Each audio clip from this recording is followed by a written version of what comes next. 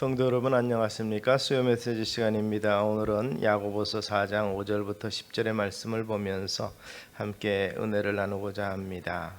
이 6절에 보면 그런 말씀이 있습니다. 그러나 더욱 큰 은혜를 주시나니 그러므로 일렀으되 하나님이 교만한 자를 물리치시고 겸손한 자에게 은혜를 주신다 하였느니라. 더 큰 은혜를 주신다. 더 큰 은혜를 그렇다면 우리는 사모해야 될 것입니다. 그런 면에서 그 은혜를 사모하고 큰 은혜 주시는 것을 우리가 누릴 수 있는 비결을 오늘 야고보가 우리에게 말씀하고 있다는 것을 우리가 기억하시기를 바랍니다. 믿음으로 구원받는다는 것은 복음의 핵심이며 바울 신학의 근간이라고 볼 수 있습니다. 그런데 야고보서의 메시지는 행함으로 그 믿음이 완전해진다는 것을 강조하고 있습니다. 즉 믿음이란 그 행위가 진리로 드러난다는 것이죠.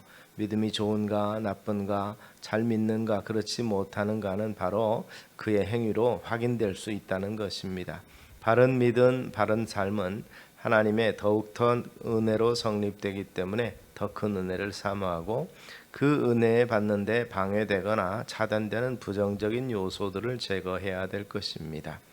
더 큰 은혜를 받기 위해서 우리가 해야 될 일에 대해서 세 가지를 야고보는 이야기하는데 먼저는 손을 깨끗이 하라 이렇게 이야기하는 것을 봅니다. 그리고 두 마음을 품지 말고 마음을 성결하게 하라. 손을 깨끗이 하고 마음을 성결케 하라고 먼저 말하는 것을 볼 수가 있습니다.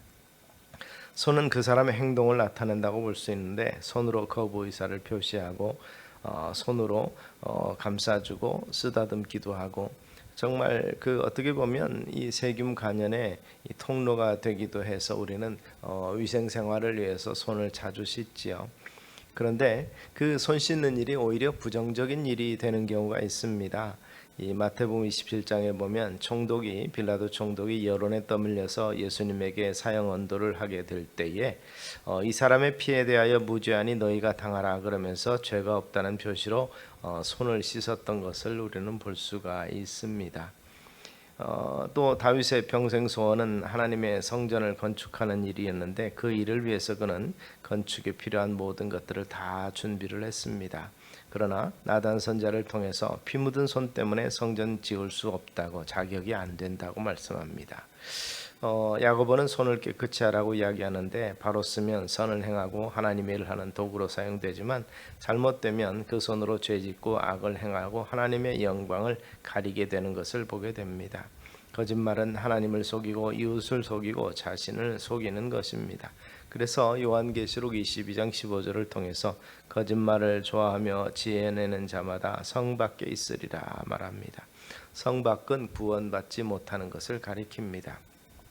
손을 깨끗하게 하라는 것은 거룩하고 정직한 삶을 지침하고 있습니다. 정직하고 바르게 살고 거짓말하지 말고 경건하게 살라는 것입니다. 그래서 손을 깨끗이 하고 그 다음에는 두 마음을 품지 말라 이렇게 말하는 것이죠.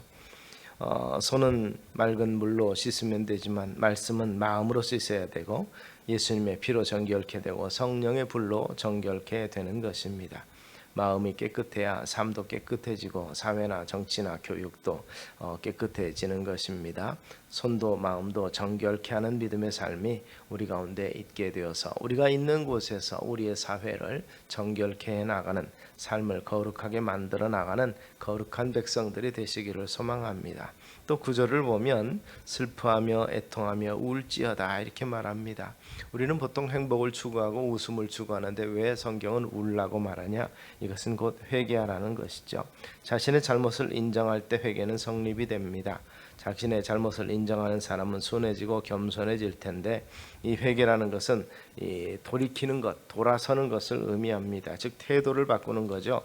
교만을 겸손으로, 불순종을 순종으로, 불신앙을 신앙으로, 증오를 사랑으로, 적대를 화해로, 나태를 근면으로 바꾸는 것이 곧 회개입니다. 그보다 더 중요한 것은 하나님께로 돌아오는 것이 회개의 본질입니다. 하나님께로 진실로 돌아오면 교만이 겸손으로 그리고 미움이 사랑으로 다툼이 화해와 불순종이 순종으로 변하게 되는 것입니다. 그리고 회개하고 돌이킨 사람이라야 하나님께서 베푸시는 더 큰 은혜를 받게 될 것을 성경은 약속하고 있습니다. 은혜 받는 삶은 자신을 낮추고 회개하고 주님께로 돌아오는 사람이며 10절을 보면 주 앞에서 낮추라. 그래서 하나님 앞에 겸손한 자를 말하는 것입니다. 그리하면 주께서 너희를 높이시리라. 즉 더 큰 은혜를 주시리라. 이렇게 말합니다.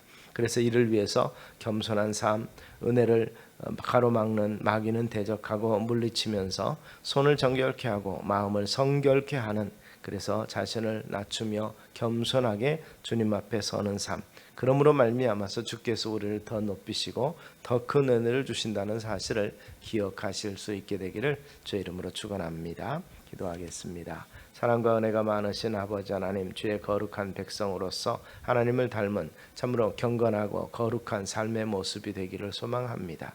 주의 은혜를, 더 큰 은혜를 사모하는 우리의 삶 가운데서 주께서 말씀하신 대로 손을 정결케 하고 마음을 정결케 하며 또 회개하고 돌이키며 또 스스로를 낮춤으로 하나님 앞에서 온전한 모습을 보이는 믿음의 삶이 우리 가운데 있으므로 우리 하나님 주신 바 더 큰 은혜를 사모하고 그것을 누릴 수 있게 하옵소서. 예수님 이름으로 기도드리옵나이다. 아멘.